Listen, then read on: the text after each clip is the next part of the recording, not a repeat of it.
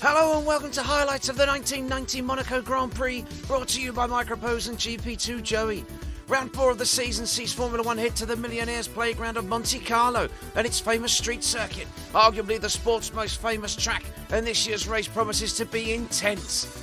With overtaking at a premium, qualifying positioning is of more importance here around the majestic 2-mile circuit than anywhere else on the calendar, and the drivers and teams alike will be hoping that their downforce levels and reliability will be strong in what is traditionally a car-breaking race distance of 78 laps. Ferrari's Ayrton Senna will be aiming to win the race for a third time and lay to rest his costly error last time out at the San Marino Grand Prix when the Brazilian spun off trying to chase down eventual race winner Nelson Piquet. With 3 races gone, it's Senna who leads the driver's standings on 17 points, 2 ahead of defending champion Alain Prost, with his McLaren Honda teammate Nelson Piquet third, tied on 12 points with the impressive Martin Brundle.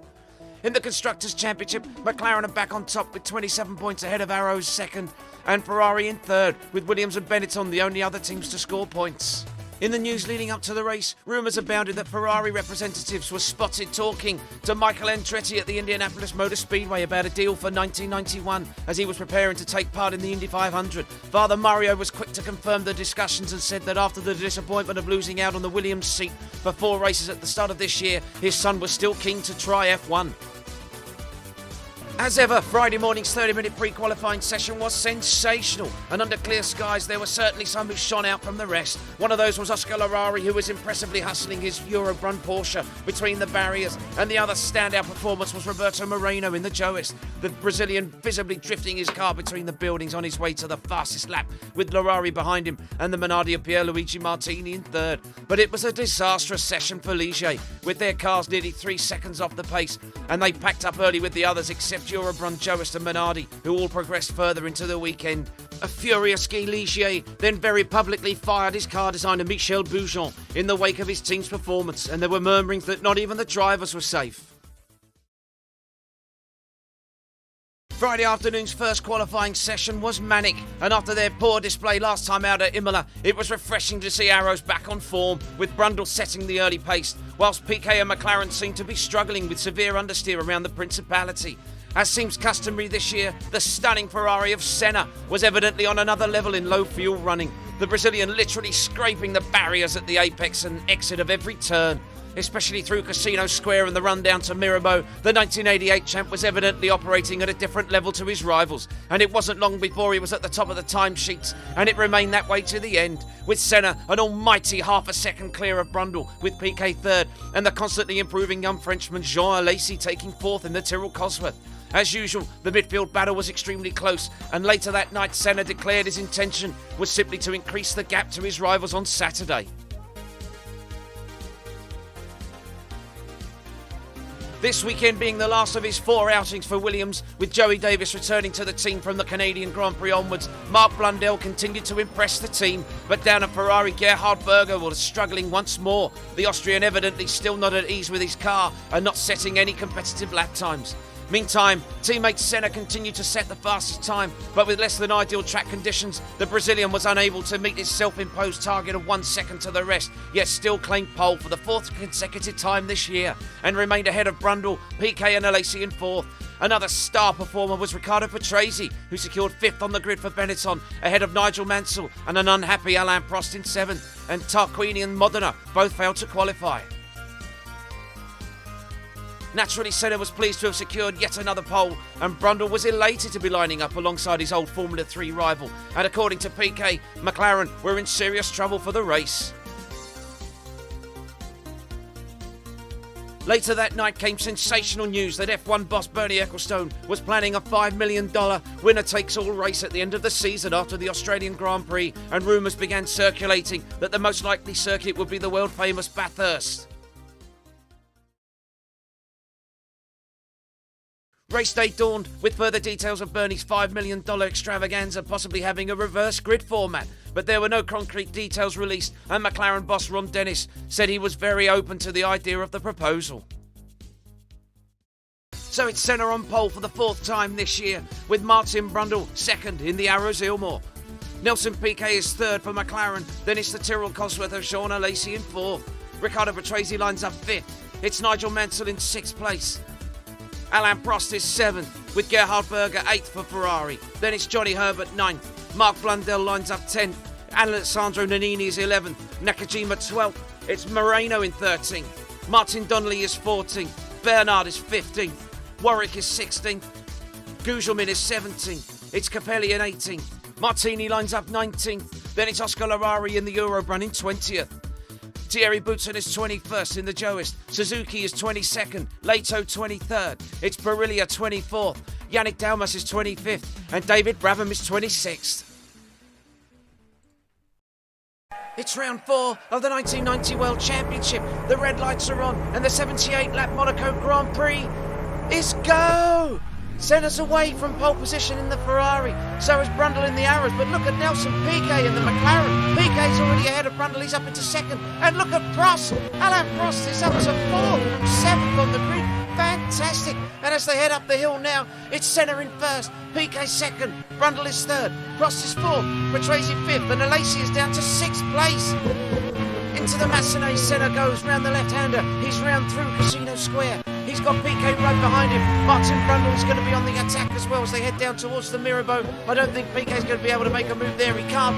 Senna's got the lead now. And Brundle defends harshly from Prost, who was really on the attack there. And is Riccardo Patrese going to be able to do anything about trying to get past Martin Brundle? I'm not sure he's going to be able to, but Brundle's looked very solid all weekend. Nigel Mansell's down in 9th place. He's made a terrible start. So whilst Prost gained a few places, Mansell's dropped to 9th place. Herbert 7th. It's Blundell in 8th. 10th is Gerhard Berger. 11th is Alessandro Nannini. Eric Bernard is up to 12th in the LaRousse, and Nakajima's 13th. Warwick 14th. 15th is Donnelly, 16th, 17th is Gugelmin, 18th is Capelli, it's Martini in 19th place, Boutsen is 20th, McLaren 21st, Suzuki 22nd, Leto 23rd, Barillia 24th, and David Brabham 25th, and in 26th is Yannick Dalmas, who seems to have lost most of his rear wing. I'm not sure what happened to the AGS there, but no doubt he's had an accident somewhere. It seems to be quite traditional for him. And Ayrton Senna now, he's through the Rascasse, he's on the main straight now to complete the first lap. And already the Brazilian is 7/10 of a second ahead of Nelson Piquet. Martin Brundle is dropping back now. He's 1.6 behind. Prost is in 4th place. 2.2 seconds behind and Patrese is in 5th. A tremendous start from Ayrton Senna there. He's really got the power down very early, and it looks as though he's got this race completely under control, and we are expecting that all the drivers really are going to be making a two-stop strategy race to make the tyres last. It's going to be very difficult to keep all your tyres running for the entire 78 laps, or even to do a one-stop. And Marc Blundell again impressing for Williams. He's going to be handing over the seat down to, obviously, to Joey Davis from the next round onwards. But Blundell again is ahead of Nigel Mansell. We're now on board with Blundell, and you can see that Nigel Mansell's really trying to get past him, but he's not able to do so now. They're only separated by 0.4 of a second, and Gerhard Berger once more in 10th place. He's really underperforming this year, and obviously the recent rumours is Ferrari goes past the Joest Porsche of Thierry Boutsen there. Fantastic pass from the Argentinian. He's really come of age this year in that Eurorun, and they've been struggling to get the car out of pre-qualifying for the first couple of races, but they really seem to have found their stride now since they got the updated Porsche engine. We're back on the board now with Alain Prost now chasing down Martin Brundle, and I don't think the defending world champion is going to be able to find a way past him there. He's not. As they come out of there, they're heading down towards the Lowe's hairpin now, the tight left-hander, the slowest corner on the Grand Prix circuit at only 30 miles an hour. Got to be very careful not to get too much wheel spin there. And that's a Lotus stopped. I think, is that Martin Donnelly? Martin Donnelly again for the 4th time this year. He's pulled over at the side of the road. He's on the main straight, and Marc Blundell seems to have gone out of the race. We're not quite sure what's happened to the Williams driver. And there's JJ Leto. What's happened? Let's have a look. Blundell coming out of the pits. Oh, he's hit Leto. He's hit the in front of JJ Leto, and he's out.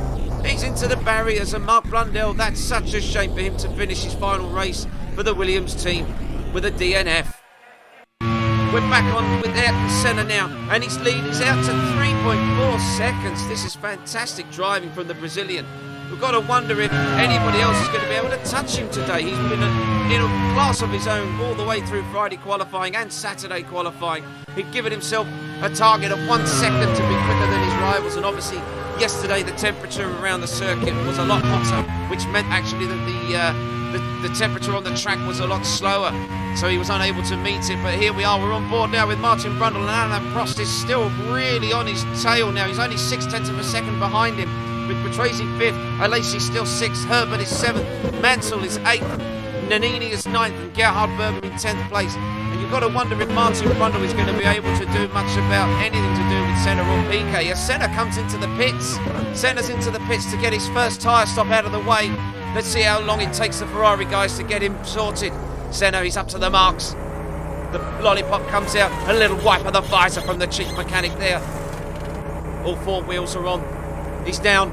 It's an 8-second stop for Senna. That's quite a good lap stop, quite a good pit stop there from the Ferrari crew as Roberto Moreno comes into the pits. JJ Leto's in also. And where's Senna going to rejoin? Is he going to be ahead of Alain Prost? No, Alain Prost has also come into the pits.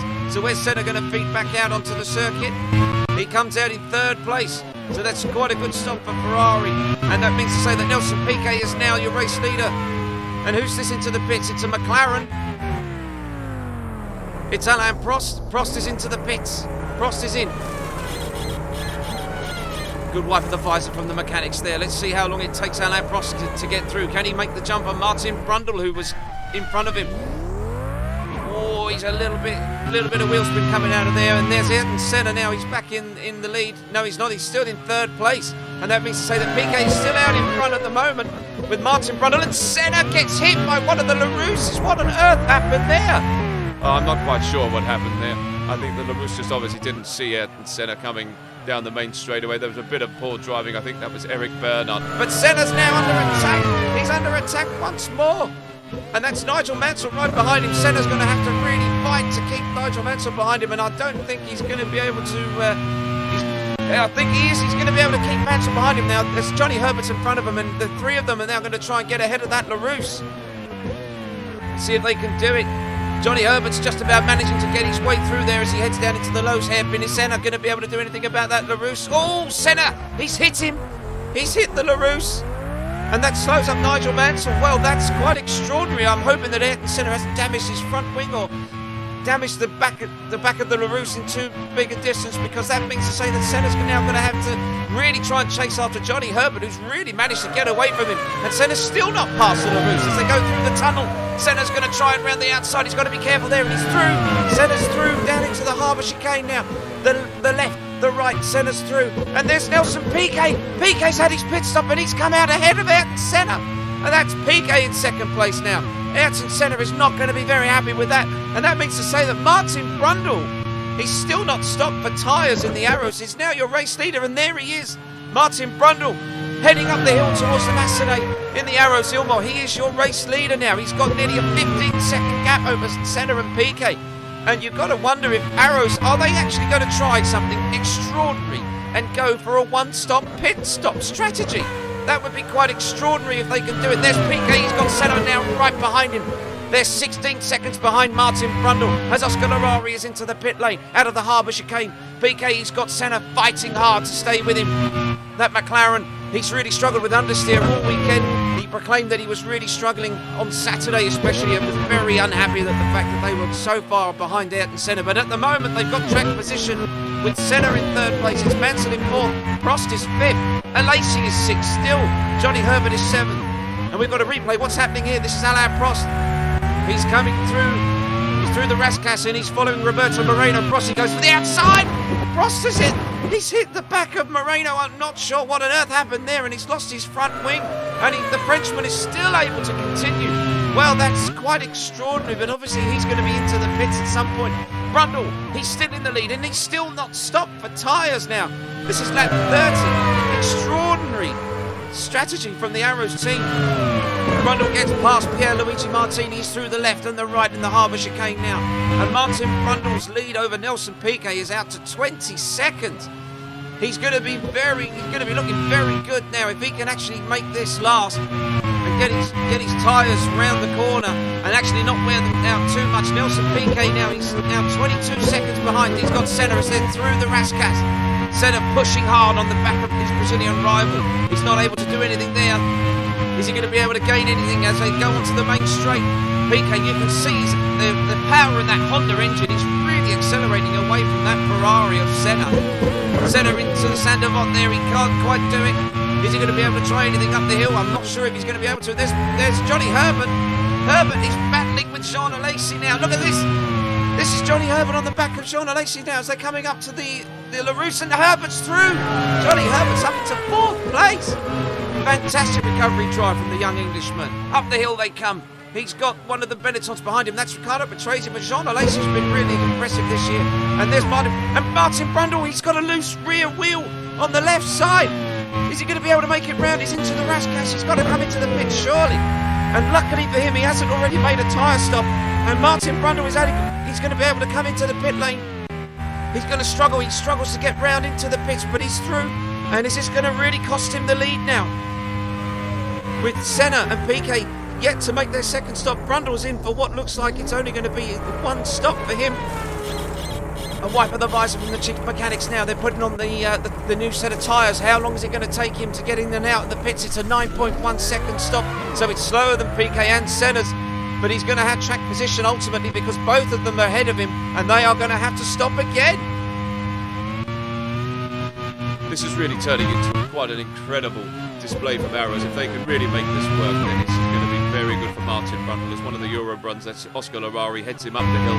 Senna going round the Rascasse. He's still right behind Nelson Piquet, totally unable to do anything about him. Well, Martin Brundle is down in 3rd place now. He's 6 seconds ahead of his teammate Johnny Herbert, but Piquet and Senna still only separated by a cigarette paper. Into Sandivot, Senna goes. He's up the hill now. He's going to try and see if he can catch Nelson Piquet as they come up to lap 1 of the Minardis. And Piquet's got to be very careful here that he doesn't get balked, and he doesn't. He's through. And is that... Oh, he's just... That's Martini's just really bulked ahead than Senna. We're on board with Senna now as he heads in towards the tobacco and the swimming pool section. Senna's through, but look how much time he's lost to Nelson Piquet. Piquet is still the race leader now. Senna's dropped to 2.1 seconds behind him. Is Piquet coming in? No, he's not. No, we thought he was coming into the pits as Thierry Boutsen retires from the race. That's a shame for the Joas Porsche team, who are really trying to get themselves out of the pre-qualifying. And Senna's on the attack. Is Senna going to go for it into Sandovot or Nelson Piquet? He goes for it, but Piquet says, no way, mate. Piquet just chops right across the front of that Ferrari nose and says, absolutely not, I'm staying in 1st place. You want to pass me, you're going to have to do a bit better than that. And Piquet gets held up. Oh, he tries to get past, that's Derek Warwick. And Piquet gets massively balked as Derek Warwick's already embroiled in a battle with the LaRousse of Suzuki. And he moves out, and Warwick goes through, but that means that Piquet gets held up, and so does Senna. And Senna can't do it. Piquet moves to the inside, through the swimming pool, the first part of the swimming pool, and Piquet's still not ahead of the LaRousse. And that's Derek Warwick's now really gone far ahead, but the LaRousse is in the way of Senna. And Piquet is managing now to get even further ahead of Senna. Oh, this is terrible driving. They're getting all the blue flags in the world, but still not moving out of the way. And I can't think that any of these race-leading drivers are going to be very happy at the end of this Grand Prix with the way that the back markers have held them up. And Senna comes in for his 2nd stop. And that means he's going to drop behind Martin Brundle, who is actually going to go into the 2nd place as Jean Alesi is out. And Senna, he's on the blocks again. A wipe of the visor from the chief mechanic. Let's see how long Senna's stop is going to be. Is it going to be about 8 seconds? It's 8.3 seconds. That's actually quite a good stop. But he's held up. He's held up. Senna's been held up because one of the Leighton House cars was coming in of Ivan Capelli. And Ferrari had to hold him there. And is that going to be crucial for Ayrton Senna? Is he going to lose out massively to Nelson Piquet? He was hoping to get the undercut, but I don't think it's going to work out too well for him. He's out of the pit lane, and he's into Sandovot now. He just about gets out ahead of Johnny Herbert, who's going to be really on the attack now. Johnny Herbert's going to be really seeing if he can get ahead of Ayrton Senna now. This would be an absolute nightmare for Senna as they head into Macedon. Is Senna going to be able to stay ahead? I think he will. He's got fresher tyres than Johnny Herbert, who, unlike his teammate, is on a 2-stop strategy. As Piquet's in, it's 8.8 seconds. He doesn't get booked, but I still think that he's going to be able to get out just ahead of Ayrton Senna as Alain Prost retires out of the race.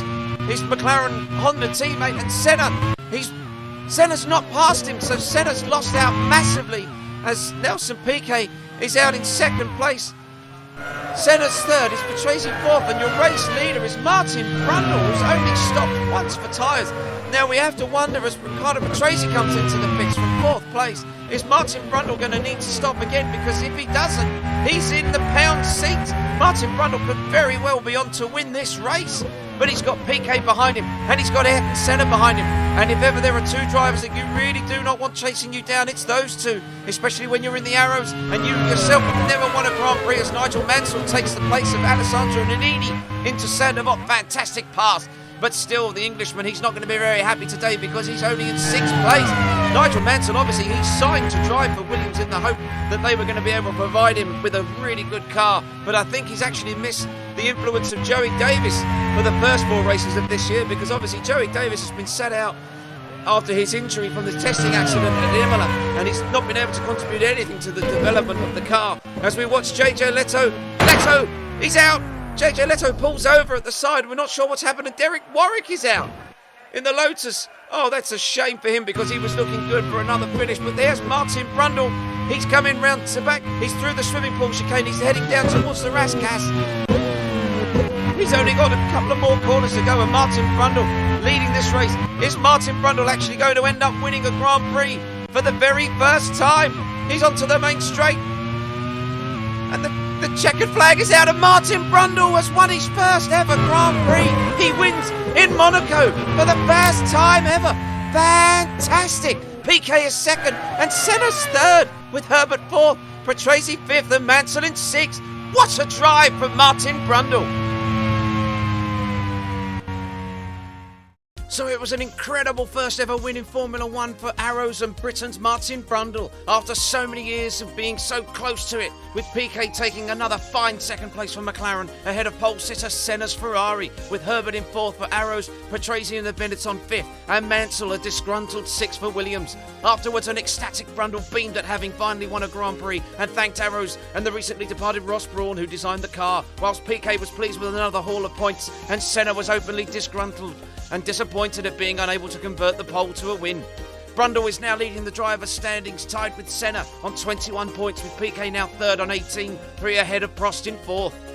McLaren are still on top in the Constructors' Championship, 8 points ahead of Arrows, with Ferrari in third, Williams fourth and Benetton in fifth.